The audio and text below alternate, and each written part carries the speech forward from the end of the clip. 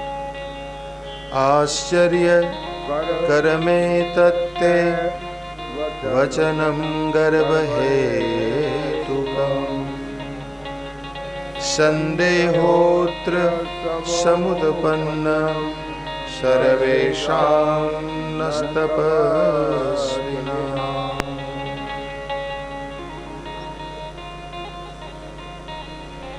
प्रणम्य परमां शक्ति चतुर्वर्ग प्रदायिनीं आदिशक्ति वदिष्यामि कथां पौराणिकीं शुभा कथां पौराणिकी शुभा। भगवती जगदंबा ने खूब खूब प्रणाम करी।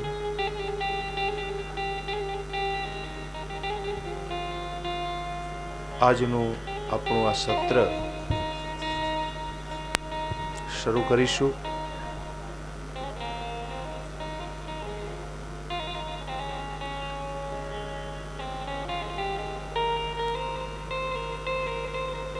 ગઈકાલે આપણે કથા સત્રના અંતમાં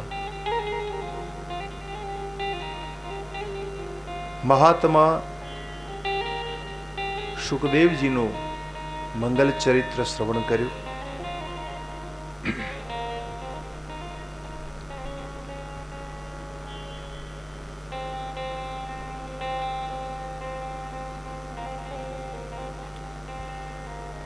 જેમાં એક વાત ઉપર બહુ ભાર મૂકવામાં આવ્યો છે।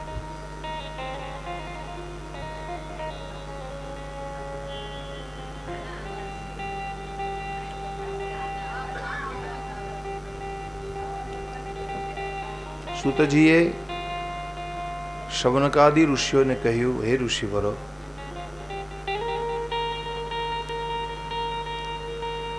શક્તિ તત્વને સમજવા માટે તમારા જીવનમાં જો સુખદેવ જેવો વૈરાગ ન હોય તો એ તત્વને સમજવું કઠિન છે। સુખદેવજી મહારાજ એ દ્રઢ વૈરાગ્યની મૂર્તિ છે, પ્રબલ વૈરાગ્ય છે।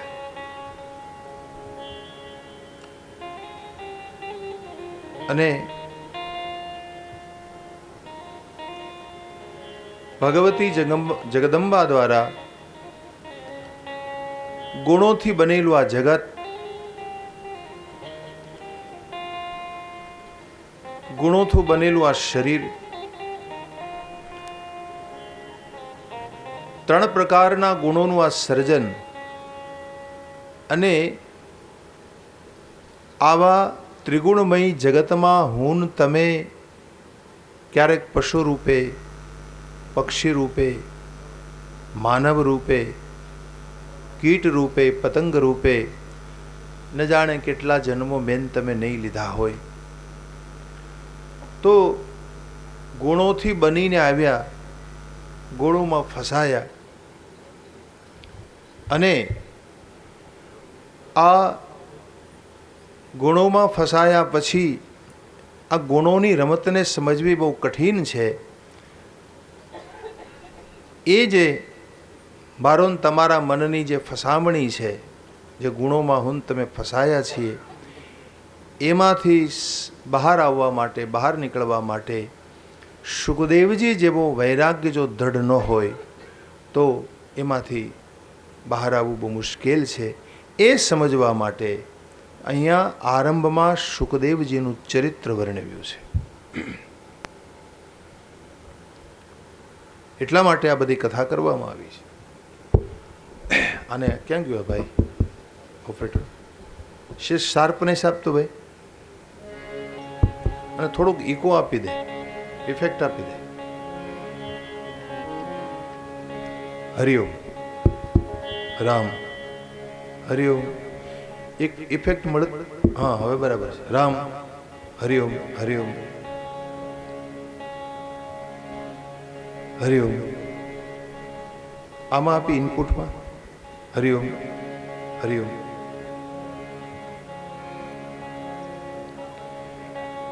હરિઓમ હરિઓમ. પ્રણમ્યમ પરમાં શક્તિમ ચતુર્વર્ગ પ્રદાયનીમ આદિશક્તિમ વદિષ્યામિ કથા પૌરાણિકીમ શુભા.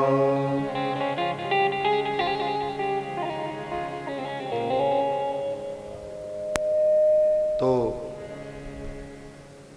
આ પૌરાણિકી શુભ કથાને જેમાં પરાશક્તિના મહિમાનું ગાન થયું છે, એ આદિશક્તિના પાવન ચરિત્રને મહિમાને સમજવા માટે શુકદેવ જેવો જ્યાં સુધી દૃઢ વૈરાગ્ય નહીં આવે જીવનમાં, ત્યાં સુધી એમાં પ્રવેશ નિષેધ છે. એટલા માટે આરંભમાં આપણને મહાત્મા શુકદેવજીની કથા સંભળાવી. ઘણાને એવું આશ્ચર્ય થાય કે ભાઈ ભાગવતના વક્તા શુકદેવજી મહારાજ છે અને એ શુકદેવજી મહારાજનું ચરિત્ર ભાગવતમાં તો વિસ્તારથી નથી આપ્યું. મૂળ વક્તા તો શુકદેવ છે ભાગવતમાં, શ્રીમદ ભાગવતની કથા બધા સાંભળે છે, તો એમાં મૂળ વક્તા શુકદેવજી મહારાજ છે, એમાં એનું કોઈ ચરિત્ર નથી વર્ણવ્યું. દેવી ભાગવતમાં શું કામ? દેવી ભાગવતને શુકદેવજીને શું લેવા દેવા? ભાગવત સાથે શુકદેવજીને લેવા દેવા છે, કારણ કે ભાગવતના મૂળ વક્તા શુકદેવ છે. તો સ્વાભાવિક રૂપમાં આવો પ્રશ્ન મનમાં જાગે.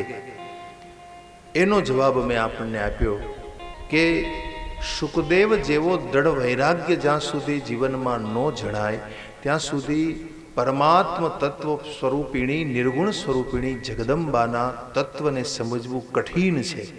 એ સિદ્ધાંતને પુષ્ટ કરવા માટે, દ્રઢ કરવા માટે આરંભમાં શુકદેવજીની કથા તમને સંભળાવી. જેમ તમે રામકથા સાંભળો, રામ આટલા બધા પંખા છે છતાંય પંખાઓ લાવ્યા જ કરો છો. આટલા બધા પંખા ફરે છે, ગરમી થાય છે? હે, ગરમી થાય છે? હા, કેટલા બધા પંખા છે. તમે છે ને પંખા એક બાજુ મૂકી દો, કોઈને કાંઈ ગરમી થતી નથી, અને ગરમી થાય ભલે થાય. હા, સહન કરો. આ સહન કરવા માટેની કથા છે. ભલે આ કાંઈ જલસા કરવા આપણે નથી આવ્યા, અનુષ્ઠાન છે, આ ઉપાસના છે. એમાં ગરમી પણ થાય, માખી પણ કરડે, મચ્છર પણ કરડે, કમર પણ દુખે, બધું થાય. આ ઉપાસના છે. એટલે બહુ બહુ ચિંતા ન કરો કે ભાઈ એમાં ફલાણા ભાઈ આવ્યા છે ને અમારે એને સગવડ આપવી નહીં, એવી ચિંતા ન કરો. આવે એ સાંભળશે, બેસે. હા, અહીં ઉપાસના કરવા માટે આપણે બેઠા છીએ એની. એટલે હવે આટલા બધા પંખા ફરે છે, પછી શું જરૂર છે? કયો, જરૂર છે ભાઈ ભરતભાઈ? જરૂર છે? હા, કાંઈ જરૂર નથી. બેસો આરામથી. અને મહેનત કરવા આપણે કે ગયા નથી, પરસેવો થાય થાય તો લૂછી લેવો. બાજુમાં રૂમાલ રાખો છો, મેં રાખ્યો છે એટલે જ રાખવું પડે. આમ વારે વારે લૂછી લેવા. એટલે આપણે કહેવાનો ભાવ એ છે મેરે ભાઈ બહેન કે આ તપ છે, એક પ્રકારનું તપ છે. હું તમે તપસ્યા કરવા માટે બેઠા છીએ એ લક્ષ્યથી કથા સાંભળો ને, એટલે તમને કંઈ ખબર નહીં પડે ગરમી થાય છે, ઠંડી થાય છે, મચ્છર કરડે, માખી કરડે છે. હા, લીન થઈ જાઓ. મહત્વનું એ છે. તો ધ્યાનપૂર્વક, આદરપૂર્વક, સન્માનપૂર્વક કથા શ્રવણ કરો. તો હું આપણે એ કહેતો હતો કે શુકદેવ મહારાજને, શુકદેવજીને ભાગवत સાથે, श्रीमद् भागवत સાથે दृढ़ संबंध हो सके, लेकिन देवी भागवत में शुकदेव का चरित्र सुनाने का कारण मैंने आपको बताया. वैराग्य होना चाहिए. वैराग, बिना वैराग मातृ तत्व को जानना बड़ा कठिन है, इसलिए कथा सुनाई. इसलिए और वैराग के बिना ये गुणों की जो रमत है, गुणों की सत्व, रज और तम, આ ત્રણ ગુણોના મેળવણથી આ જગત બન્યું છે. અને આ મેળવણ કેવું હોય ને હું તમને આગળ કહીશ હમણાં. કેવી રીતે ભગવતી આ ત્રણ ગુણોને મેળવીને સંસાર સર્જ્યો. તો એ ગુણોમાંથી નીકળવા માટે તમારા હૃદયમાં જો વૈરાગ ન હોય ને તો ક્યારેય નીકળી શકાતું નથી.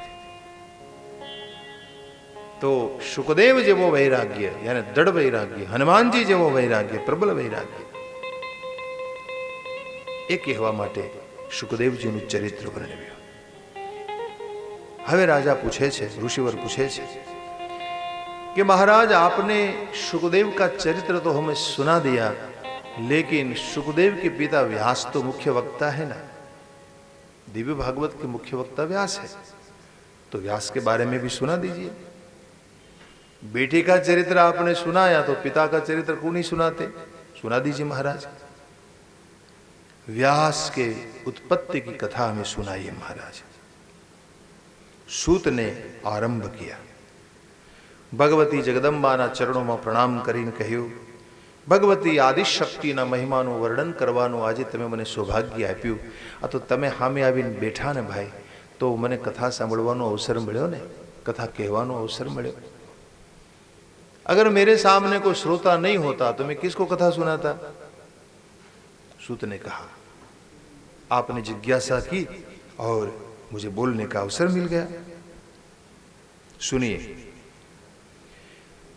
जेना मुखमाथी नित्य निरंतर भगवती जगदंबानी उपासना ज टपक्या करे छे, निकळ्या करे छे, व्याजेनापि बीजस्य वाग्भवस्य विशेषतः, जेना मुखारविंदमांथी भगवतीना बीज मंत्रनो उच्चारण थया करे छे, एवा सर्व कामार्थ जेना सिद्ध थया छे, एवा अगावना समयमां भगवती जगदंबाना एक महान उपासक थया. एनु नाम हतुं उपरीचर. उपरीचर अगावना समयमां एक उपरीचर नामना राजा थया. महान धार्मिक छे, सत्यसंध हता अने चेदी देशना राजा हता. चेदी देशना ए राजवी छे.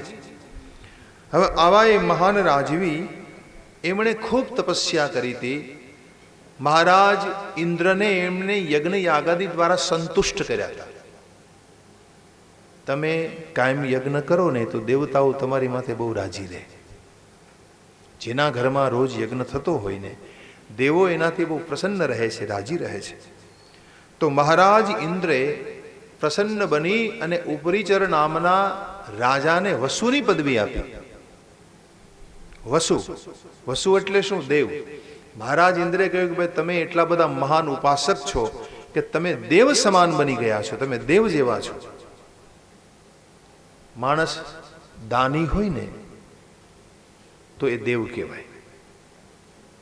વ્યક્તિ યજ્ઞયાગાદિ કરતો હોય ને તો એ દેવ કહેવાય, ભલે એ મનુષ્ય બનીને આવ્યો. પણ જે બહુ દાની છે, દાની વ્યક્તિને ઇન્દ્રનો અંશ માનવામાં આવ્યો છે. યજ્ઞયાગાદિ કરનારો હોય ને એને દેવતાઓના અંશ માનવામાં આવ્યા છે. તો તમે વસુ પદવીને પામ્યા છો, મને તમારી ઉપર સન્માન થયું છે, આમ કહી અને મહારાજ ઇન્દ્રે ઉપરીચરને વસુની પદવી આપી અને સાથે સ્ફટિકનું વિમાન આપ્યું. સ્ફટિક મણીથી જડિત આ ઉપરીચર વસુને વિમાન આપ્યું. રાજા ઉપરીચરો નામ ધાર્મિક સત્યસંગર, चेदि देशपति श्रीमान बभूव द्विज पूजक. दत्तम इंद्रेण तत्तस्मै सुंदरम प्रिय काम्यया.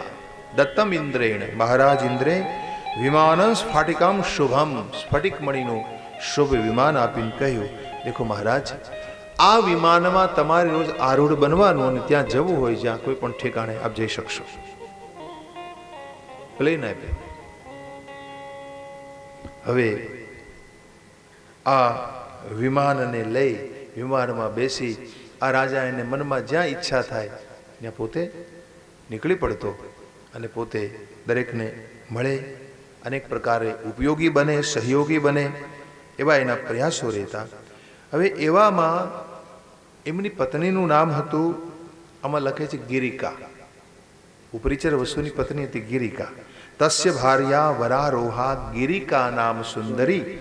सुंदरी हती गिरिका एनु नाम हतुं अने ए पण महाराज जेवी ज धार्मिक स्वभावनी हती. गिरिका प्रत्ये खूब प्रेम हतो राजाने. एक वखत आ राजवीए आमां भगवान सुखदेव भगवान सूतजी वर्णन करे छे के કોઈ અન્ય ઠેકાણે કોઈ વનવિહાર કરવાની ઈચ્છા કરી હશે. આમાં કથા એવી આપી છે કે ઉપરીચર વસુના પિતૃઓનું શ્રાદ્ધ હતું.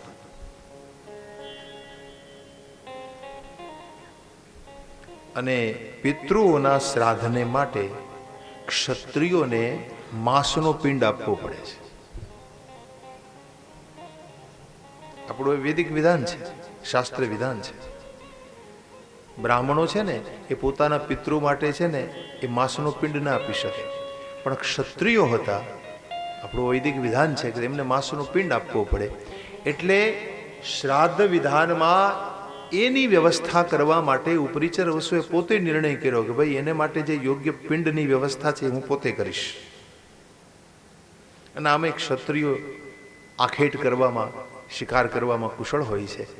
એટલે પોતે પોતાના વિમાનમાં બેસી પોતે આગળ વધે છે, ત્યાંથી ઘોડામાં બેસીને વનમાં જાય છે. અને વનમાં જઈને એણે એક મૃગલાઓનો શિકાર કર્યો અને પોતાના પિતૃઓને માટે જે પિંડની વ્યવસ્થા કરવી જોઈએ એ પોતે વ્યવસ્થા કરી. હવે એ દરમિયાન શું થાય છે કે વ્યવસ્થામાં હતો એ દરમિયાન એમની જે પત્ની હતી ગિરિકા એ ઋતુમતી બનેલા. હવે એમના સ્મરણ માત્રમાં જ્યારે ડૂબ્યો છે આ પુરુષ, આ ઉપરીશ્ર વસુ એમનું સ્મરણ કરે છે. એ સ્મરણ કરતી વખતે એમની પત્નીનું સ્મરણ કરતા, એના ઋતુકાળનું સ્મરણ કરતા, ઋતુકાલમ મનુપ્રાપ્તા સ્નાતા પુંસવને શુચિ તદહ પિતરશ્ચૈનમ ચતુર્જુહિ મૃગાનીતિ તશ્રુત્વા ચિંતયામાસ ભાર્યામ ઋતુમતી તથા પિતૃવાકમ ગુરુમ મત્વા કર્તવ્યમિતિ નિશ્ચિતમ ચચાર મૃગ્યામ રાજા ગિરિકા મનસા સ્મરન. એ સબ બાतें यहाँ पर लिखी. तो मानसिक स्मरण થતા એમની પત્નીનું મહારાજ ઉપરીચર વસુનું શુક્રબિંદુ સ્ખલિત થયું. હવે મહારાજે વિચાર કર્યો કે મારું શુક્રબિંદુ વ્યર્થ મારે જવા દેવું નથી. એટલે એમણે પોતાના પ્રધાનના બાજને આજ્ઞા કરી. પોતાના પ્રધાન પાસે એક બાજ પક્ષી હતું, એ બાજને આજ્ઞા કરી. બાજ પક્ષી એ લાવ્યા પ્રધાન.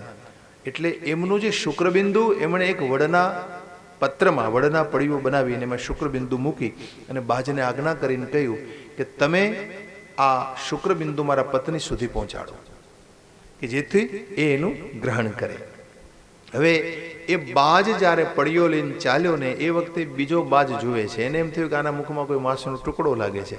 એટલે બંને બાજ વચ્ચે યુદ્ધ થયું. યુદ્ધ થાય છે તો એ વખતે આ જે પડ્યો હતો એ નદીના જળમાં નીચે પડ્યો. એ સમયે એક માછલી હતી ત્યાં, એ માછલીએ આ શુક્રબિંદુને ગ્રહણ કર્યું. અહીંયા ઋષિ પૂછે છે કે આ માછલી કોણ હતી? એટલે સુતજીએ જવાબ આપ્યો કે આ માછલી અદ્રિકા નામની એક અપ્સરા હતી. એનું નામ હતું અદ્રિકા. આ અદ્રિકા નામની અપ્સરા એમને માછલી બનવું પડેલું બ્રાહ્મણના શ્રાપને કારણે. એ શ્રાપિત હતી, એને પરિણામે એમને મત્સ્યરૂપ ધારણ કરવું પડેલું. અને એ વખતે એ માછલીએ આ શુક્રબિંદુ ગ્રહણ કરતા એ માછલીના ગર્ભમાં 2 સંતાનો આવ્યા. 2 સંતાનો. હવે આમાં લખે છે આગળ ઉપર કે આ મત્સ્યને એક દાસરાજે પકડી અને દાસરાજે એ માછલીને પકડીને જ્યારે ચીરવામાં આવીને એને ચીરી તો એને ચીરતા એના ઉદરમાંથી એક પુત્ર અને એક પુત્રી પ્રાપ્ત થઈ. પુત્ર કોણ હતો? તો કે એ પુત્રને લઈને દાસરાજ મહારાજ પાસે જાય છે, ઉપરીચર વસુ પાસે. કારણ કે રાજાના રાજ્યમાં કોઈ પણ સંપદા પ્રાપ્ત થાય તો એ રાજાને આપવી જોઈએ. એટલે તો પ્રામાણિક માણસ હતો પોતે દાસરાજ. એણે આવીને કહ્યું, દેખો મહારાજ, આ માછલીનું પેટ ચીરતા મને એના ઉદરમાંથી આ બંને જોડિયા બાળકો પ્રાપ્ત થયા છે. એક દીકરો છે, એક દીકરી છે. તમારે રાખવી હોય તો તમે રાખવા, તમારી સંપદા છે. હકીકતે ઉપરીચર વસુના જ પુત્રો હતા, લેકિન એ વસુને ખબર નહોતી કે ભાઈ મારા શુક્રબિંદુમાંથી આ બંને પ્રગટ થયા છે. તો પુત્રને જોઈ અને વસુને એમ આપ્ત ભાવ જાગ્યો, પોતાપણું જાગ્યું. ભાઈ આ છોકરો મારે રાખવો છે. દીકરો એને રાખી દીધો અને દીકરી આપીને કહ્યું કે લો, આ તમે તો ઘરડા થશો ત્યારે મારે આ દીકરી તમે લઈ જાઓ, તમારી સેવા કરશે. એમ કહેવાય છે કે આ પુત્રીના શરીરમાંથી માછલા જેવી ગંધ આવતી હતી, એટલે એનું નામ પડ્યું મત્સ્યગંધા. શ્યામ વર્ણની હતી, જરા કાળા રંગની હતી, એટલે એનું બીજું નામ પડ્યું કાલિકા. કાલિકા પણ કહેવાય. અને બીજું નામ એનું મત્સ્યગંધા. તો આ રીતે આ પુત્રીને લઈ અને દાસરાજે પોતે પોતાના દ્વીપમાં પધારે છે, પોતાના સ્થાને. આ કથા અહીંયા કહેવામાં આવી છે. અને એ દીકરી મોટી થઈ અને એ મત્સ્યગંધા નામથી વિખ્યાત થઈ. એ ભગવાન વ્યાસની મા બનવાની છે. તો ભગવાન વ્યાસની ઉત્પત્તિની કથા કહેવામાં આવે એ પેલા એની માની ઉત્પત્તિની કથા સંભળાવવામાં આવી છે. તમે જો આખો દેવી ભાગવતનો ક્રમ જુઓ કે વ્યાસની માં કોઈ સામાન્ય નહોતી. કોણ હતી? રાજાની પુત્રી હતી. પેલી માછલી છે એ કોણ હતા? તો કે અપસરા હતી. એ અદ્રિકા નામની અપસરા હતી અને મત્સ્ય બનવું પડ્યું. અને આ બંને પુત્રોને, પુત્રી અને પુત્રને જન્મ આપ્યો એટલે તરત એની મુક્તિ થઈ ગઈ. ફરી પાછું એને એનું ધામ પ્રાપ્ત થયું. એટલે વ્યાસને માટે લોકો એમ કહે કે ભાઈ એ તો મત્સ્યગંધાના પુત્ર છે, પણ વાસ્તવમાં એ ઉપરીચર વસુના પુત્રીના પુત્ર છે. એ વાસ્તવિકતા અહીં બતાવવામાં આવી છે. વ્યાસ કોઈ સામાન્ય વ્યક્તિ એટલા માટે નથી. અને આ પ્રકારે ભગવાન સુજ્યામાં વર્ણન કરે છે કે આ મત્સ્યગંધા એના દ્વારા ભગવાન વ્યાસ આ સંસારમાં પધારવાના છે. આટલી વાત કરી એટલે અહીંયા ઋષિવર પૂછે છે કે મહારાજ, અમારા મનમાં પ્રશ્ન થાય છે કે પરાશર અને મત્સ્યગંધાનો સંયોગ કેવી રીતે થયો અને ભગવાન વ્યાસ કેમ પ્રગટ થયા, એ કથા મારે સાંભળવી છે. એ આપ અમને કહી શકો. અહીંથી આરંભ કરે છે. એકદા તીર્થયાત્રાયામ વ્રજન પારાશરો મુનિ આજગામ મહાતેજા કાલિયાસ્તટમૂત્તમં નિષાદમાહ ધર્માત્મા કુર્વન્તં ભોજનં તથા પ્રાપયસ્વ પરં પારં કાલિંદ્યાં ઉડુપે નમઃ. કાલિંદ્યાં ઉડુપે નમઃ.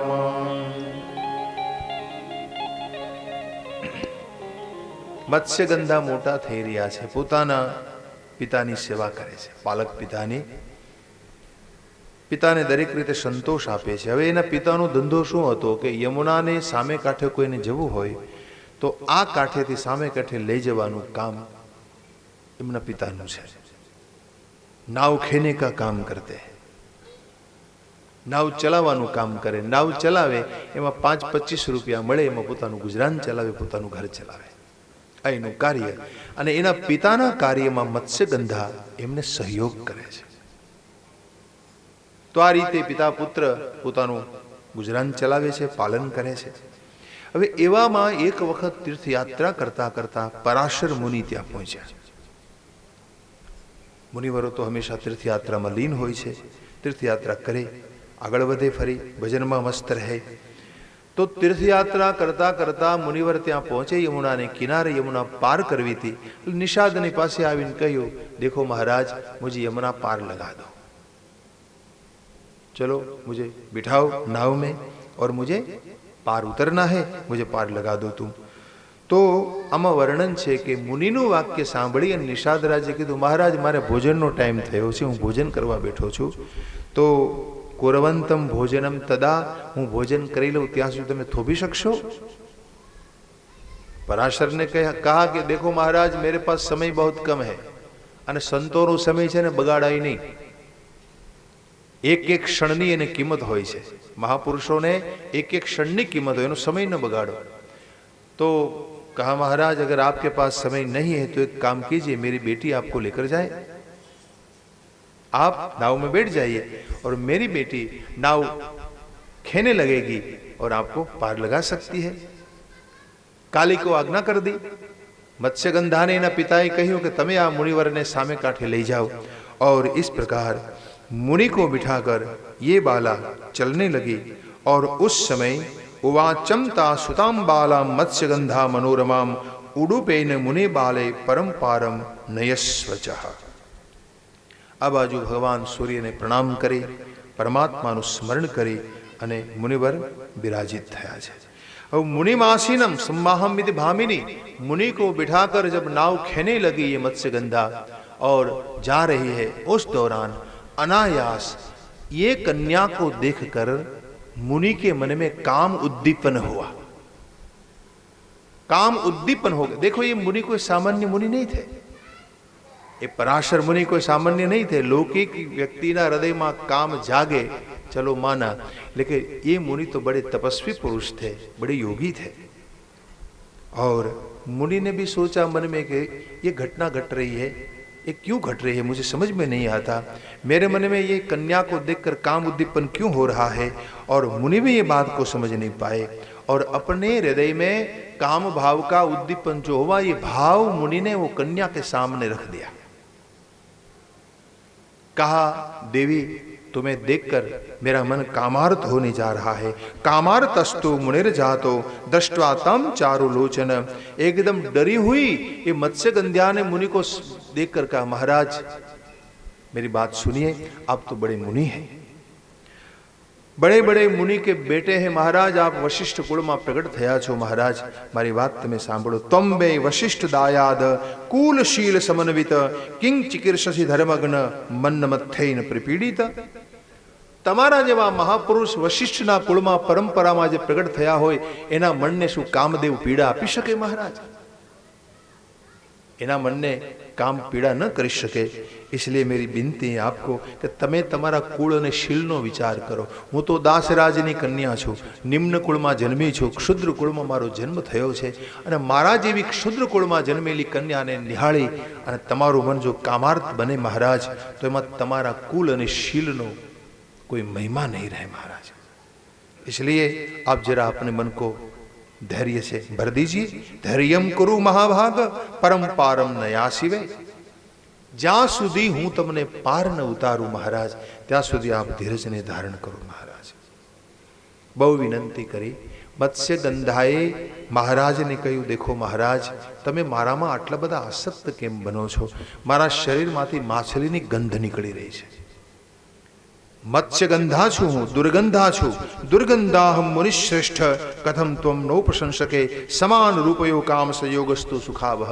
अने काम संयोग तो सुख कोने आपे के जेनु रूप समान होय, जेनु रूप समान होय। आपके समान कोई अगर रूपधारी कन्या आपके सामने हो तो आपको सुख मिल सकता है महाराज, लेकिन न मेरे पास कोई सुख है, न मेरे पास कोई रूप है और न मेरे पास कोई कुल है। मारो कोई कुल उत्तम नहीं, मारो कोई शील उत्तम नहीं, अने छतां पण तमे कामार्थ बनो मारा ऊपर, तो आ तो पशु धर्म है महाराज। ये पशु धर्म है, पशु ऐसा कर सकता है, लेकिन आप तो मुनि है महाराज। पशु धर्मो नमे प्रीति जनयति अति दारुण प्रतिशस्व मुनिश्रेष्ठ यावद भवति यामिनी। आ प्रकारे विनंती करी मत्स्यगंधाए। पण ए वक्ते महाराज पराशरे कह્યું, देखो देवी मैं नहीं जानता कि मेरे मन में ये काम उद्दीपन क्यों होने जा रहा है, लेकिन जो हो रहा है तो इसका कारण कोई जरूर है। मुझे लग रहा है कि भगवती जगदम्बा की प्रेरणा से ये सब हो रहा है, वरना आज तक मैं किसी नारी में आसक्त नहीं हुआ। आज तक मेरे मन में कोई दुर्भाव नहीं जगा। बहुत बहुत अपसराएं मेरे मार्ग में आ गई, लेकिन मैं कभी भी कोई अपसरा में लीन नहीं हुआ, आसक्त नहीं हुआ। लेकिन तुम्हें देखकर मेरे मन में ये भाव जग रहा है, उसके पीछे कोई कारण है। नक्की भगवती जगदम्बा की ये प्रेरणा मुझे लग रही है, और इसलिए मेरी इच्छा का मान करो। तुम जो मेरे मन में इच्छा है वो तुम पूर्ण करो, ये मेरा मान करो। आ बाजू मत्स्यगंधाए विचार कर्यो कि जो मुनिनी आज्ञा ने वश नहीं थाओ तो पछी मने श्राप आपी देशे, तो क्या करूं? कहा देवी ने कहा, महाराज मैं यौवना हूं, अल्पायुषी हूं, आप तो बहुत बड़ी उम्र वाले हैं। महाराज मेरी उम्र केवल 19-20 साल की है। अगर मैं आपकी इच्छा का मान रखूं तो मेरा कौमार्य भंग हो सकता है महाराज, मेरा कुमारी भंग हो सकता है, और मैं मेरे पिता के सामने क्या कहूंगी महाराज? मेरी भी ये चिंता है, और अगर आप मेरी ये चिंता का निवारण कर सकते हो तो मैं आपकी इच्छा का मान रख सकती हूँ महाराज। मैं आपको कैसे मना कर सकती हूँ, लेकिन ये मेरी चिंता का निवारण होना चाहिए। पराशर ऋषि के देवी मारा द्वारा तमने पुत्र प्राप्त थशे, अने छतां पण तमारू कौमार्य अखंड रहेशे। છતાં પણ તમારું કુમારી અખંડ રહેશે અને મારું વરદાન છે કે મારા અંગનો સંગ કર્યા પછી આ તમારા શરીરમાંથી નીકળતી દુર્ગંધ મટી જશે. એના બદલે તમારા શરીરમાં કમળની ગંધ શરૂ થશે, કમળની ગંધ આવવા લાગશે. ये मेरा बर है आपको, ये मेरा आशीष है और इसलिए आप मेरी इच्छा का मान कीजिए. कहा मत्स्यगंधा ने ऋषिवर ये दिन का समय है और दिन के समय में भगवान सूर्य उदित है और इस समय में ये काम आदि का मान करना ये ठीक नहीं माना गया महाराज. तो कहा देवी आप ये चिंता मत कीजिए, मुझ में ये सामर्थ्य है कि मैं रात्रि बना सकता हूं. पराशर ने अपने योग बल से एक अद्भुत बादल का सर्जन कर दिया और ये बादल ऊपर उतर आया. कहते हैं कि रात्रि छाई, अंधेरा छाया और इतना अंधेरा छाया और उस दरमियान भगवान सुत ने कहा कि भगवान पराशर ने शुक्रदान कर दिया और मत्स्यगंधा के उदर में जो अमोघ शुक्र था भगवान पराशर का वो प्रवेश कर गया और उसी क्षण मत्स्यगंधा गर्भाधान हुआ, गर्भवती हुई. महाराज ने स्नान कर दिया. फिर बाद में स्नान पश्चात भगवान पराशर ने गायत्री मंत्र का जप किया, संध्या वंदन किया और अपना कार्य पूर्ण करके भगवान पराशर बर देकर वहां से चले. आ बाजू मत्स्यगंधाए भगवान पराशरનું અમોઘ શુક્ર ધારણ કર્યું છે और समयांतर में यही मत्स्यगंधा के उदर के द्वारा भगवान द्वैपायन व्यास प्रकट हुए. तो आ आखी कथा आमा कहेवामां आवी छे અને એ કથા આમાં બહુ વિવેકપૂર્વક જણાવી છે. એ ભગવાન द्वैपायन व्यास संसार में प्रकट हुए. देखिए मत्स्यगंधा के बेटे बनकर आए, सत्यवती के बेटे बनकर आए. कहते हैं कि बेटे का जन्म हुआ. ये तो योगी पुरुष है ना, भगवान व्यास अवतार है. ભગવાનના 24 અવતારોમાંનો એક અવતાર છે. 24 અવતારો જે ગણાયા એમાં 17મો અવતાર ભગવાન વ્યાસ છે. જગતનું કલ્યાણ કરવા માટે, વેદ ધર્મનો ઉદ્ધાર કરવા માટે, વેદોના વિભાગ કરવા માટે, જીવોનું કલ્યાણ કરવા માટે જે જ્ઞાનદાતાની જરૂર હતી એ જ્ઞાનદાता इस प्रकार संसार में प्रकट हुए. देखो ये भगवती की लीला है और भगवती की इच्छा से ये सब हुआ. इसमें लिखा है समयांतर में मत्स्यगंधा ने व्यास को जन्म दिया. शुशुवे यमुना द्वीपे पुत्रम काम मिवाह परम. शुशुवे यमुना द्वीपे पुत्रम काम मिवाह परम. जात मात्रस्तु तेजस्वी तामुवाच स्वमातरम. जात मात्रो जगामाशु वृद्धिं विश्वंशयोगतम्. तीर्थे तीर्थे कृतस्नान चचार तपमोत्तमम्. एवं द्वैपायनो जगने सत्यवत्यां पराशरात् चकार वेद शाखाश्च प्राप्तं ज्ञात्वा कलेर्युगम्. प्राप्तं ज्ञात्वा कलेर्युगम्. सत्यवती ने भगवान व्यास को जन्म दिया.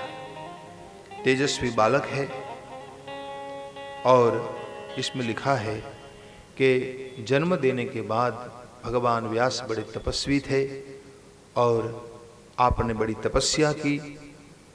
अपनी माता की सेवा करते करते तपक करतु महाभागे दर्शिष्यामि वे स्मृत.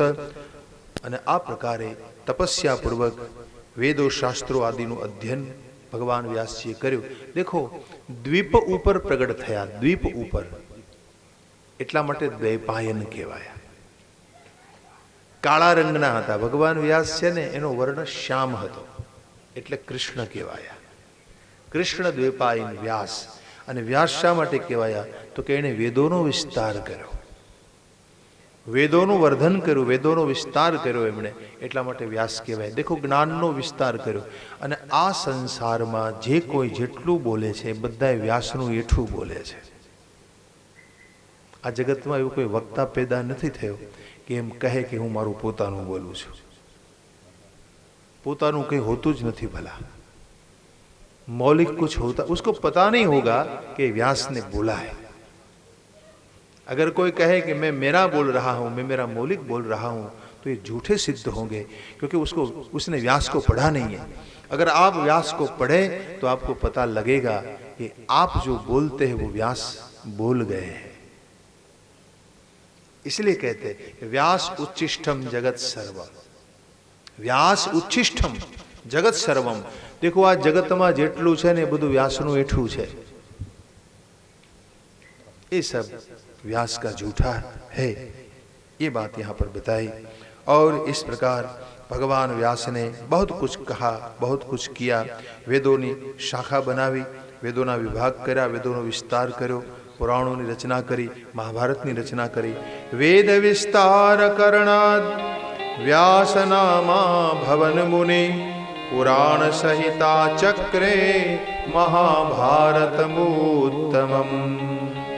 असित देवलं चैव शुक्रं चैव स्वमात्मजम्, एतश्च कथितं सर्व कारणं मुनिसत्तम, कारणं मुनिसत्तम।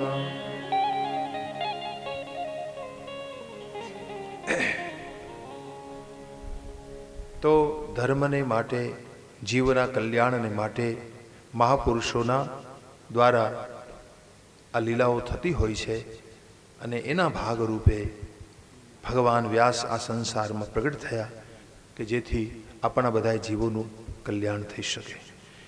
पछी आमां वर्णन है कि व्यास ने घणा शिष्यो थया, एमां सुमंतु, जैमिनी, पैल, वैशंपायन आ बधा शिष्यो हता भगवान व्यासना। अने व्यास भगवाने आ बधा शिष्योने वेदो भणाव्या, वेदोना विभाग करीने कह्युं कि तमे वेदोनुं अध्ययन करो अने वेदमां जे ज्ञान छे ए लोकोना हृदय सुधी पहोंचाडो।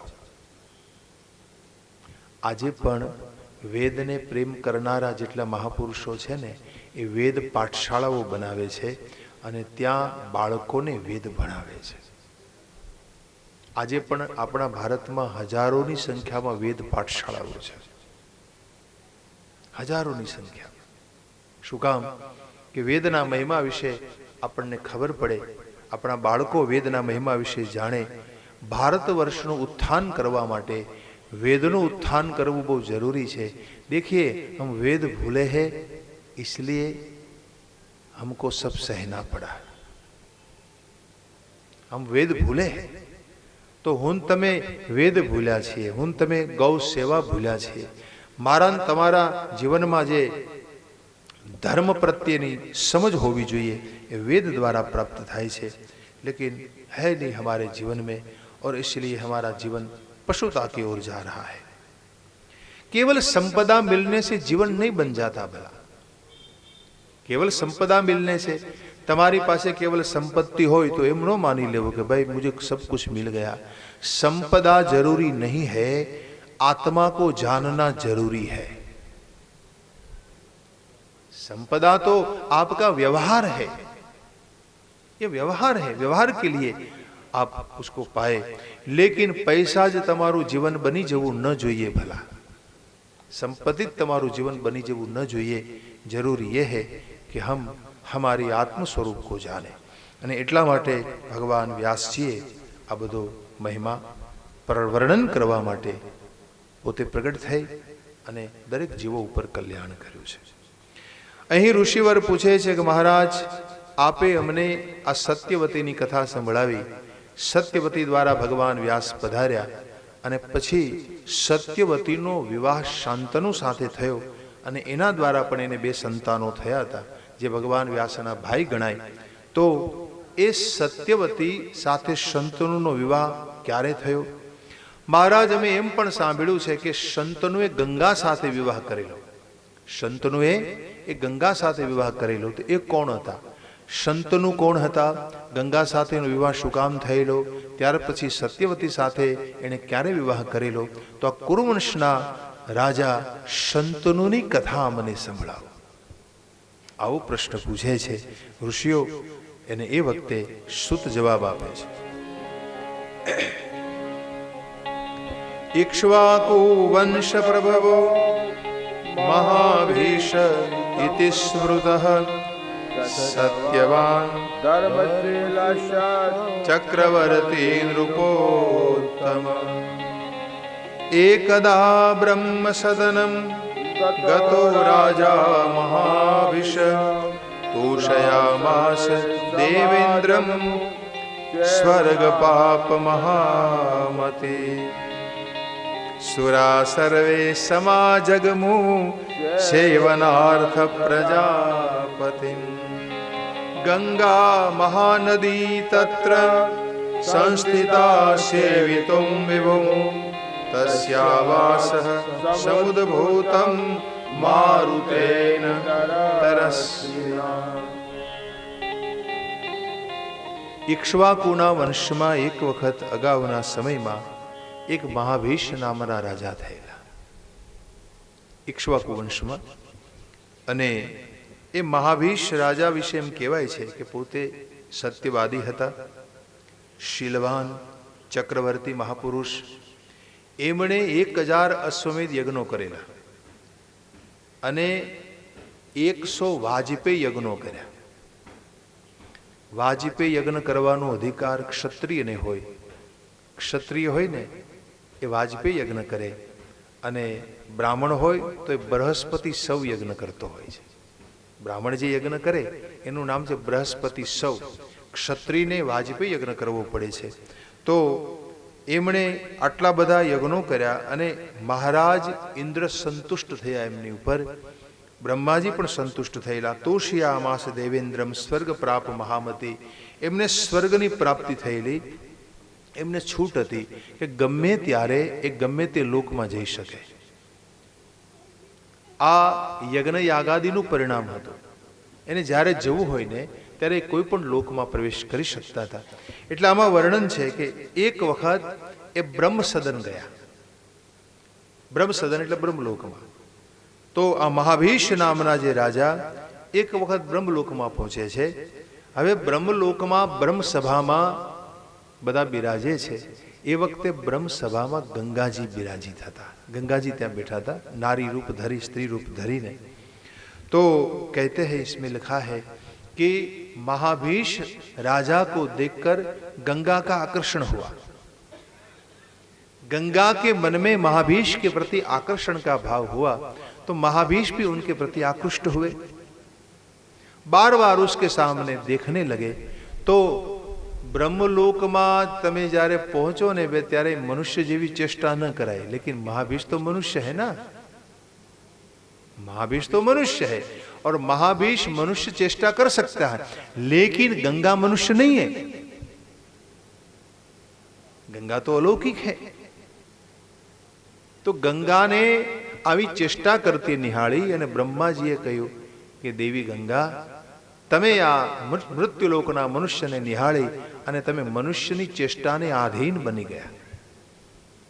તમે મનુષ્ય જેવી ચેષ્ટા કરવા લાગ્યા છો, એટલે હું તને શ્રાપ આપું છું કે તમારે મનુષ્ય લોકમાં જવું પડશે અને મનુષ્યની સાથે વિવાહ કરવો પડશે. આ મહાભીષના રૂપને નિહાળી અને તમે એના પ્રતિ આકૃષ્ટ બન્યા છો, એટલે તમારી વૃત્તિ બગડી છે, તમારી વૃત્તિ મનુષ્ય જેવી બની છે, એટલે તમારે પહોંચવું પડશે મનુષ્ય લોકમાં જઈ અને આ જ મહાભીષનું તમારે વરણ કરવું પડશે, એની સાથે તમારે વિવાહ કરવો પડશે. જો આજે બધી કથાઓ છે ને, ખરેખર એ કથાઓમાં એટલા બધા સૂક્ષ્મ ભાવ છે, એટલા બધા દિવ્ય ભાવ છે. આનો હું તમને એક બહુ સીધો અર્થ બતાવી દઉં કે ગમે ત્યારે જ્યારે તમારી વૃત્તિ બગડે ને, ત્યારે બગડેલી વૃત્તિને તમારે ભોગવવાની તૈયારી રાખવી. આ વૃત્તિનો ભોગ છે. ગમે ત્યારે એને માટે તમારે કેટલાય જન્મ પણ લેવા પડતા હોય છે. એટલે તો વારે વારે તમારે જન્મ લેવા પડે છે. વૃત્તિ જ્યારે તમારી બગડે ભાઈ, કોઈ પણ સમય વૃત્તિ તમારી બગડી કોઈ પણ પ્રકારે, તો એ વૃત્તિનો ભોગ કરવા માટે તમારે ગમે એટલા જન્મ લેવાની તૈયારી રાખવી, પણ એ ભોગ કર્યા વિના ચાલશે નહીં. એ સિદ્ધાંત है, એ નિયમ है अध्यात्म जगत का और प्रकृति का. અને એટલા માટે જે ઠેકાણે તમે જ્યાં હો ને ત્યાં વૃત્તિને બગડવા ન દેવી. વૃત્તિ બગડી એટલે વૃત્તિને બગડવાનો ભોગ તમારે કરવો જ પડે. કોઈ પણ પ્રકારે તમારી વૃત્તિ ખરાબ થઈ એટલે ખરાબ વૃત્તિ પછી ભલે પાપ રૂપે તમારે ભોગવવી પડે, ક્લેશ રૂપે ભોગવવી પડે, ભોગ રૂપે ભોગવવી પડે, કોઈ પણ પ્રકારે તમારી વૃત્તિનો ભોગ કરવો પડે છે. ये सिद्धांत है यहाँ पर। और श्रापित हुए ये दोनों।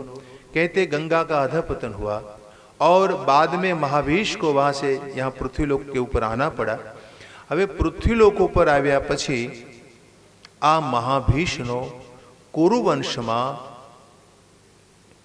પ્રતીપ નામના રાજાને ત્યાં જન્મ થયો। કુરુવંશમાં આગળ જતા પ્રતીપ નામના રાજા, કુરુવંશમાં પ્રતીપ નામના એક રાજા થયા અને એ પ્રતીપ રાજા મહાન ધાર્મિક હતા અને એને ત્યાં આ મહાભીષ જન્મ લઈને આવ્યા। એનું નામ પડ્યું શાંતનુ। એ શાંતનુ છે। મહાભારતમાં જે પાંડવોના પિતા છે ને શાંતનુ, એ શાંતનુ એ મહાભીષનો અવતાર છે। તો આ પ્રકારે આ શાંતનુનું રૂપ ધરીને આવ્યા। બીજી બાજુ શું થયું કે ગંગાને પણ અવતાર લેવો પડે એમ હતો। હવે ગંગા જ્યારે પૃથ્વીલોક ઉપર આવતા હતા ને એ વખતે રસ્તામાં એને 8 વસુ મળ્યા। કારણ કે બ્રહ્માજીનો શ્રાપ થયેલો કે ભાઈ તમારે પૃથ્વી ઉપર જવું પડશે અને તમારે આ મનુષ્ય સાથે લગ્ન કરવા પડશે, એટલે એ પોતાને ભૂતળ ઉપર આવવું પડે અને ભૂતળ ઉપર આવતા હતા એ વખતે એ સમયે આ અષ્ટવસુઓ એમને સામે મળ્યા। અષ્ટવસુ બહુ દુઃખી હતા। અષ્ટવસુને પૂછ્યું ગંગાજીએ કે તમે કેમ બહુ દુઃખી છો? એટલે એણે કહ્યું કે ભાઈ અમને વશિષ્ઠનો શ્રાપ થયો છે અને વશિષ્ઠનો શ્રાપ અમને થયો છે ને એ શ્રાપને અમે જલ્દીથી ભોગવી લઈએ એટલા માટે અમે તમારું શરણ લેવા માંગીએ છીએ। અમારી વાત તમે સાંભળો। ગંગાજીએ એને પૂછ્યું ભાઈ શું શ્રાપ થયો છે? એટલે આખી માંડીને વાત કરી કે એક વખત અમે 8 વસુ જ્યારે ફરતા ફરતા વશિષ્ઠના આશ્રમમાં પહોંચ્યા, ત્યાં વશિષ્ઠના આશ્રમમાં એક નંદિની નામની એક ગાય અમે જોઈ। આ ગાય કામધેનુ હતી। આ નંદિની ગાયને નિહાળી એટલે આ 8 વસુમાંના એક વસુ જે દ્યો નામના વસુ હતા, એ દ્યો નામના વસુની પત્નીએ એના પતિને પૂછ્યું કે ભાઈ આ ગાયનો મહિમા શું છે? એટલે કહ્યું કે આ ગાયનું દૂધ જે પીવે એને યૌવન કાયમ રહે છે, એને વૃદ્ધાવસ્થા ક્યારેય નહીં આવે। આ ગાયનું દૂધ પાન જે કરે અને દરેક પ્રકારના સુખ મળશે, એને યૌવન પ્રાપ્ત થશે। એટલે દ્યો નામના વસુના પત્નીએ આગ્રહ કર્યો તો એક કામ કરો ને, એના સ્વામીને કહ્યું આ ગાય આપણે સાથે લઈ લઈએ। તો આપણે શું કરીશું? આપણે તો કાયમ યુવાન રહીએ છીએ, આપણે તો દેવ છીએ અને દેવ યોનિમાં તો વૃદ્ધાવસ્થા હોતી નથી। તો આપણે શું કરીશું? તો કે મારી એક બહેનપણી છે, મારી એક સખી છે, મારી એક રાજાની દીકરી છે, મારી સખી છે અને એ સખી માટે, મારી બહેનપણી માટે આ ગાય મારે લઈ જવી છે। તો મારી આટલી વિનંતી આપ સ્વીકારો। એટલે પોતાની પત્નીને વશ બનીને દ્યો નામના વસુએ આ નંદિની ગાયને સાથે લેવાનો પ્રયાસ કર્યો। હવે જ્યારે ગાય લઈને જતા હતા, ગાયને છોડી લીધી પોતે અને લઈને જતા હતા, તો એ દરમિયાન વશિષ્ઠે જોયું કે ભાઈ ગાય ક્યાંક જતી રહી છે, ક્યાં કેમ ન આવી, શા માટે, ક્યાં ગઈ હશે? એટલે પોતે ધ્યાન કરીને જોયું। ધ્યાન અવસ્થામાં એમણે નિહાળ્યું કે ભાઈ મારી ગાયને તો આ વસુ લઈ ગયા છે, 8 વસુ ચોરીને લઈ જઈ રહ્યા છે। એટલે એમણે તરત શ્રાપ આપ્યો કે જેમણે આ ગાય ચોરવાનો સંકલ્પ કર્યો છે એ 8 વસુને હું શ્રાપ આપું છું કે તમારામાં મનુષ્ય જેવી વૃત્તિ પ્રગટ થઈ છે। આ તો માનવની વૃત્તિ છે। કોઈ પણની વસ્તુ લઈ લેવી, કોઈ પણ વસ્તુ ચોરી લેવી, એને પાછી ના આપવી, આ તો માનવી વૃત્તિ ગણાય છે। તો તમારે મનુષ્ય યોનિમાં જન્મ લેવો પડશે। આ હું તમને શ્રાપ આપું છું। આ 7 વસુ કે જેણે દ્યો નામના વસુના સંકલ્પમાં સાથ આપ્યો એમણે પણ જન્મ લેવો પડશે। અને જે વસુએ ગાય દોરી જવાની ભૂલ કરી, ગાય ચોરી તો ખરી પણ દોરીને લઈ જવાનું જેણે ભૂલ કરી, એ વસુને આ ભૂતળ ઉપર ઘણા બધા વર્ષો રહેવું પડશે અને એને ઘણા બધા કષ્ટોને વેઠવા પડશે, સહન કરવા પડશે। આવો એને શ્રાપ થયો। હવે શ્રાપિત બન્યા 8 વસુને ખબર પડી કે અમને વશિષ્ઠનો શ્રાપ થયો છે। વશિષ્ઠની ક્ષમા માંગી ગાય સોંપી દેવામાં આવી। અને હવે શું કરવું? તો કે આપણી જલ્દી મુક્તિ થાય એવું આપણે કરીએ। 7 વસુ બોલ્યા કે ભાઈ અમે જલ્દી મુક્ત થઈ જઈએ એ બરાબર, પણ તમારે તો આ ભૂતળ ઉપર રહેવું પડશે 8મા વસુને। એનું નામ હતું દ્યો. દ્યો નામના વસુ. હવે ચિંતિત હતા. હવે એ દરમિયાન ભગવતી ગંગાજી એને મળે છે. ગંગાજીને પૂછ્યું, તમે ક્યાં જઈ રહ્યા છો? તો ભાઈ મારે ભૂતળ ઉપર જવું છે, મને પણ શ્રાપ થયો છે, તો મારે લગ્ન કરવું પડશે આ મનુષ્ય સાથે, યાને શાંતનુ સાથે, જે સમુદ્રનો અવતાર ગણાયા છે, તો એમની સાથે મારે વિવાહ કરવું પડશે. તો શ્રાપિત છું. તો કે દેવી એક કામ કરો ને, અમારા માટે તમે અમારી મા બનો ને, આટલી કૃપા અમારી પર કરો કે જેથી અમે શ્રાપમાંથી જલ્દી મુક્ત થઈ શકીએ. તો અમારા માટે તમે અમારી મા બનો. ગંગાજીએ આ શરત કબૂલ રાખી અને કહ્યું કે હું તમને જન્મ આપીશ અને આ રીતે હું તમારો શ્રાપમાંથી ઉદ્ધાર કરીશ. આ પ્રકારે એને વરદાન આપ્યું. વર આપીને ભગવતી ગંગાજી ભૂતળ ઉપર નીચે પ્રગટ થયા અને જ્યાં ગંગા વહે છે ગંગાની આજુબાજુમાં પોતે પરિભ્રમણ કરી રહ્યા છે. હવે પરિભ્રમણ કરી રહ્યા છે એ દરમિયાન એક ઘટના ઘટી. શાંતનુના પિતા હતા પ્રતીપ. આ પ્રતીપ નામના રાજા એક વખત ગંગા સ્નાન કરતા હતા અને ગંગા સ્નાન કરીને એને સૂર્ય ભગવાનની ઉપાસના કરી, સૂર્ય અર્ઘ્ય આપ્યા. સૂર્ય ભગવાનને અર્ઘ્ય આપે છે. હવે એ સમયે જળમાંથી એક કન્યા બહાર આવી અને કન્યા બહાર આવીને પ્રતીપ નામના રાજાના જાંઘ ઉપર બેસી ગઈ, એના સાથળ ઉપર બેસી ગઈ અને કન્યાએ કહ્યું કે તમે મારો સ્વીકાર કરો. કોણ હતી એ? ગંગા હતી. એ ગંગા હતી કે તમે મારો સ્વીકાર કરો. એટલે પ્રતીપ રાજા બોલ્યા કે દેખો દેવી, તમે જે હો તે, પણ હું આપને એટલું કહીશ કે પરનારીનું ચિંતન મેં જીવનમાં કોઈ દિવસ કર્યું નથી અને કોઈ પણ નારી પ્રત્યે હું આકર્ષણ પામ્યો નથી. તમે જે હો તે. બીજું કે તમે મારી જાંઘ ઉપર બેઠા છો અને આ જાંઘ ઉપર તો પુત્રી બેસે કે પુત્ર વધુ બેસે.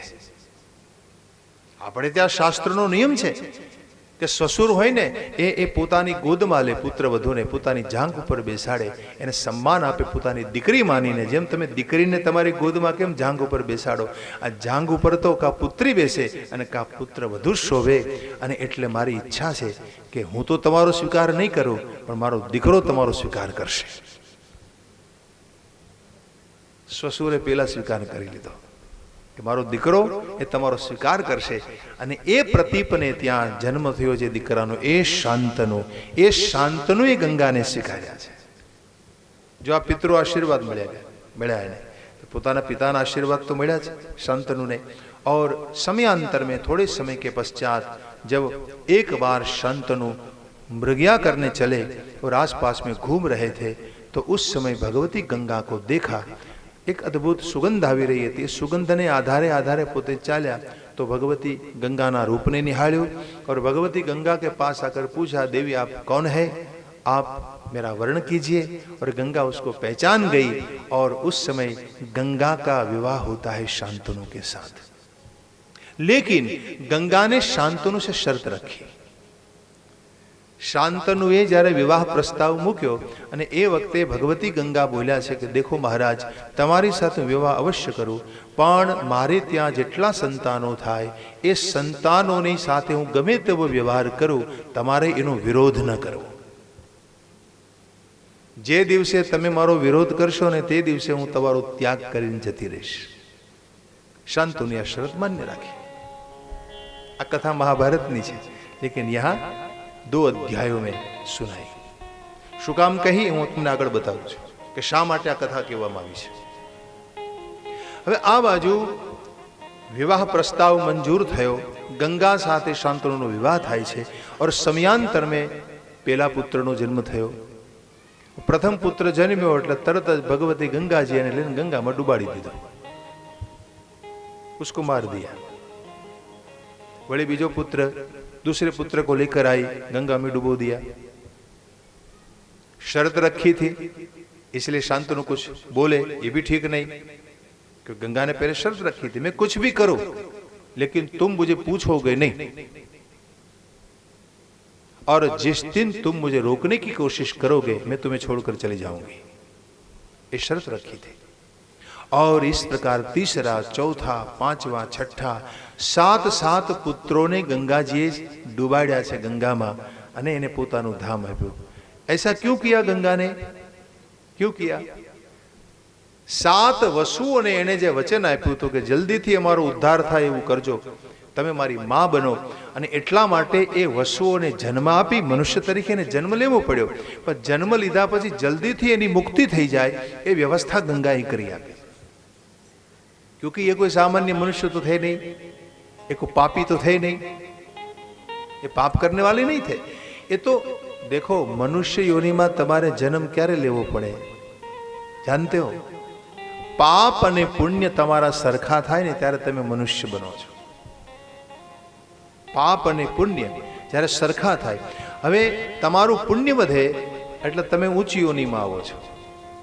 क्षुद्र मांथी तमे वैश्य योनि में जाओ, वળી પુણ્ય વધે એટલે ક્ષત્રિય બનો, વળી પુણ્ય વધે એટલે તમે બ્રાહ્મણ બનો, વળી પુણ્ય વધે એટલે તમે અગ્નિહોત્ર બનો, વળી પુણ્ય વધે એટલે તમે ધીમે ધીમે કરતા આગળ સંન્યાસી, તદ્દન સંન્યાસાદી. તો કહેવાનો ભાવ જેમ જેમ તમારું પુણ્ય વધે તેમ તેમ તમારી ઉત્તમ ગતિ તમને પ્રાપ્ત થાય. पाप पुण्य जो समान होता है तब मनुष्य का जन्म मिलता है.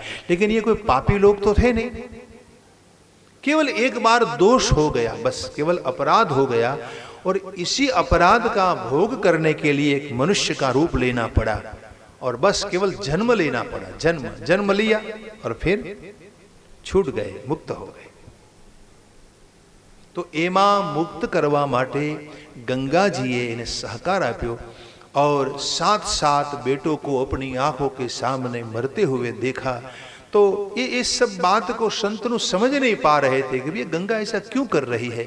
और अगली बार सोचा कि इस बार तो मैं गंगा को जाने नहीं दूंगा, क्योंकि मेरा कोई वंशज तो रहना चाहिए ना, कौरवंश में कोई मेरा वंशज रहना चाहिए. और 8वां संतान प्रकट हुआ.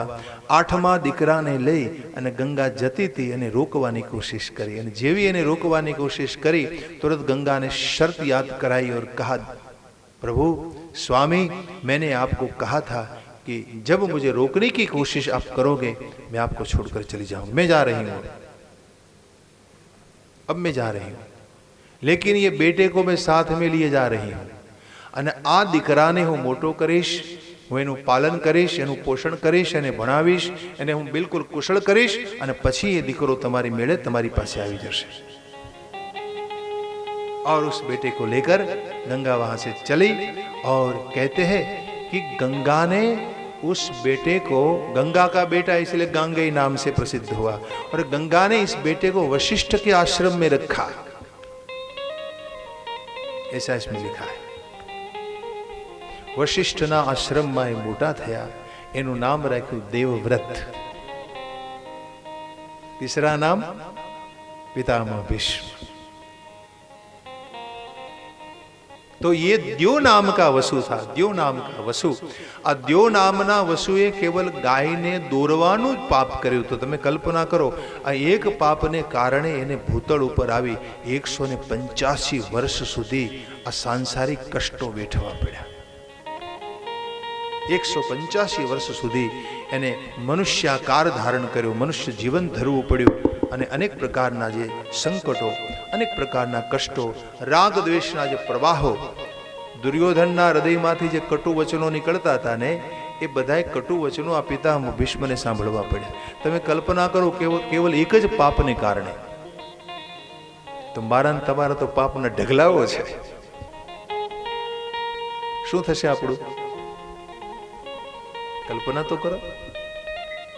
देखो आज ये आखું चरित्र है ने એ વ્યક્તિને પાપ પ્રત્યે સાવધાન કરે છે કે પાપ કરવામાં બહુ ધ્યાન આપવું. ભૈયા પાપ કરવામાં, જ્યારે પાપ થતું હોય ને ત્યારે સાવધાન રહેવું. પાપ થઈ રહ્યું છે એ વખતે વ્યક્તિ જાગી જાય, સાવધાન રહે, તો એને જીવનમાં ઓછા કષ્ટોનો ભોગ કરવો પડશે. मतलब भोगना तो दोनों पड़ता है, पाप और पुण्य. पुण्य करो तो भी आपको ही भोगना पड़ेगा, पाप करो तो भी आपको ही भोगना पड़ेगा. लेकिन पुण्य का भोग है सुख, पाप का भोग है दुख. क्या चाहते हो आप, सुख या दुख? वैसे तो अगर दुख जीवन में होगा तो भजन कर सकोगे. दुख भी जरूरी है जीवन में, केवल सुख ही नहीं, दुख भी जरूरी माना गया है। मानी लो कि तमारी पासे सुख ही सुख हो तो तमारी भजन में रुचि नहीं रहे, भोजन में રહેશે, भजन में नहीं रहे। भजन में रुचि कोने रहे? जीवन में दुख होय तो। એટલે તો ભાગવતમાં લખે છે કુંતા માતાએ કાયમ દુઃખ માંગ્યું, કાયમ। ઘણા લોકોને છે ને જીવનમાં દુઃખ આવે ને तो એવું લાગતું હોય कि भाई ये मेरे पाप का परिणाम है। देखिए, पाप से दुख मिलता है, ये बात सही है, लेकिन ऐसा मत मान लेना कि आपके जीवन में अगर दुख आया तो आपका पाप ही है। पाप थी ज तमने जीवन में दुख आवे आવું નથી। महापुरुषों जीवन में दुख आवे શું એ પાપી હોય છે? नरसैया जीवन में दुखों आव्या, શું नरसिंह ने पाप किया था? मीराबाई ने जीवन में दुख भोगे, क्या मीराबाई ने बहुत पाप किए थे? तुकाराम दुखी हुए, क्या तुकाराम पापी थे? तो ऐसे महापुरुषों के जीवन में दुख क्यों आए? क्यों? इसलिए आए कि उनकी रुचि भजन में बढ़े। देखो, दुख से भजन पकता है। भजन ने पकावा माटे दुखनी आंच જોઈએ, જેમ કુંભારની